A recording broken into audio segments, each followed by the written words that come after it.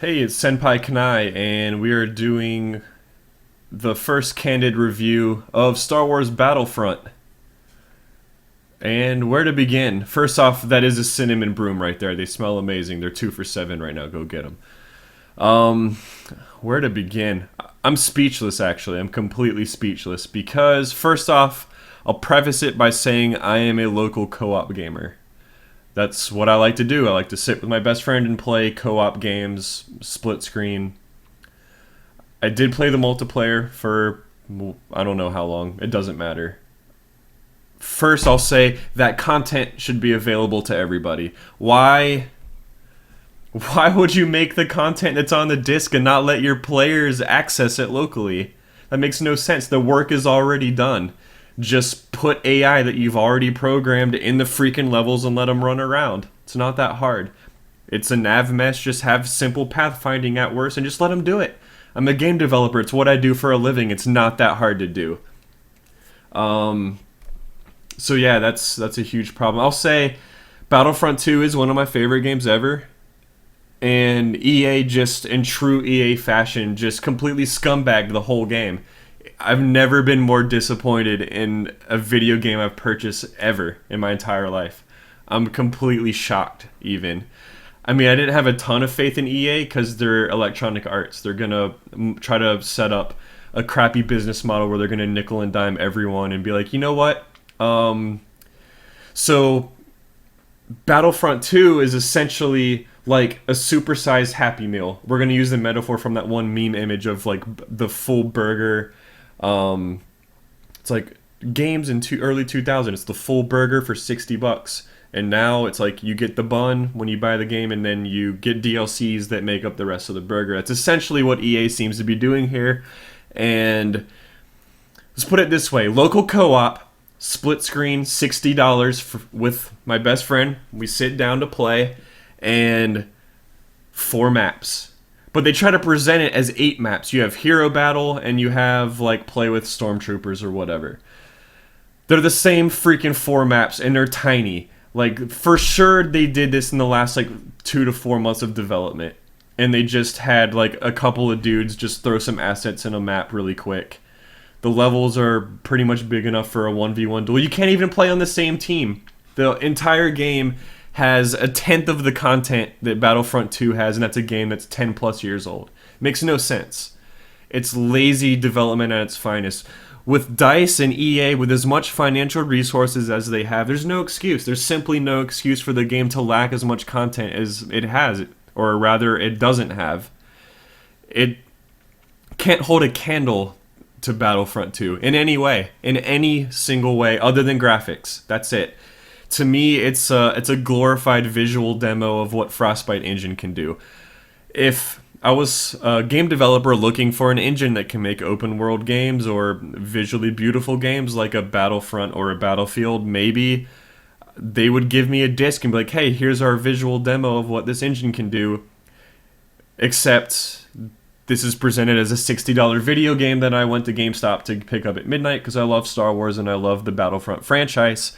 EA certainly scumbagging their way into my $60, which I'll absolutely be returning this game. I don't recommend it to anyone unless you're a Call of Duty bro that loves multiplayer and you just want to go online and shoot 40 people, because those battles are pretty fun. And I'll say I can't just be negative Nancy about the whole game. I thought Darth Vader felt pretty good. He's still not as fun as he was in Battlefront 2, but he felt impactful. His attacks were cool. Force choke with the floating dudes were cool. I still think a force pull is a better way to go about it than having cooldown based abilities and just putting a lazy movement based ability on all the characters. I'm just amazed that in 2015 games ship with a tenth of the content of games that had way, way higher technical constraints 10 years ago. That's just kind of just mind-boggling to me.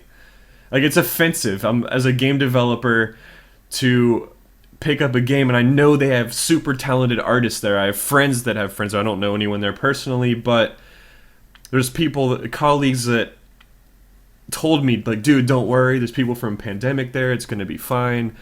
And it's not fine. It's $10 worth of content being shelled out for $60. and it's just I don't know what else to say about it. It's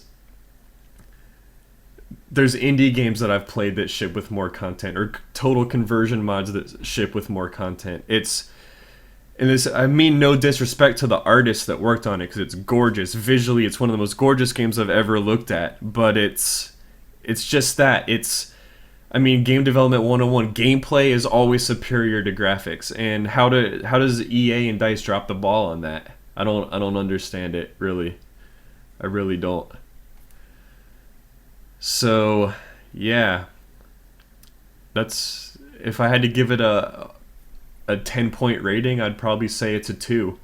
And one of those points comes from the graphics, of course. And if I rated just graphics by itself, 10 out of 10, it's gorgeous. Every artist that worked on that game should be super proud. Gameplay, I'll say the shooting feels okay. The piloting on ships and everything feels pretty good. Attacking is more limited. On the heroes like Luke and Vader, they're more limited than they were in Battlefront 2. You have root motion based attacking, you have 2 swings, and then you have 3 abilities, one of which is movement. The force-based gliding that Battlefront 2 had just isn't in this game, and really it should be. It's not that hard to do. The camera animations with the attacks and basic attacks, they feel good. The impact's there. It's a clearly next-gen tech driving it, but it's definitely not as fun. The novelty and the nostalgia is just not there. There's some cool factor there, I suppose, but I'm just completely underwhelmed by the hero play. It's like, okay, you have 6 heroes. Han Solo, Han Solo, I'm sure Chewbacca will come out in a DLC, whatever. Han Solo, Leia, and Luke, and then you have Boba Fett, Emperor Palpatine, and Darth Vader. Palpatine only has Force Lightning, which is sort of almost the same as his Force Lightning ability, which takes up 2 slots. It just seems so lazy and tacked on last minute to me. And to hear like Peter Moore on Twitter defending like, oh, data shows that the players just want multiplayer. It's like, no, they want multiplayer, but they also want single player campaign. Basically, if you made Battlefront 2 with updated graphics, everyone's happy. I'm happy. Multiplayer gamers are happy. No one's dissatisfied. You have an amazing engine, amazing tech, and talented artists. Why is it so bad? I don't know. Play it for yourself, make your own opinion, but that's where I stand. Overall, 2 out of 10. Graphics, 10 out of 10. Gameplay, I'll maybe say 3 out of 10. Game modes and overall content, 0. Just there's no excuse to ship a game in 2015 with 4 maps for local co-op and completely lock out your player base that want to play local maps. I can't even go to the multiplayer maps. There's like 10 modes or so, and there's like 2 plus whatever maps per game mode. There's no reason to lock local players out of that. There's no reason I should have to have a PS Plus membership to just run around the maps. There should be a free roam. There should be the options for me to hop on, even if you lock out split screen, which in my opinion should always be there. If you already have split screen functionality for any maps, just put it in for the other ones. If you have to downscale textures or whatever, then freaking do it. It's not that hard. That's it. In other words, just don't buy it. It's a $10 game at best in terms of content.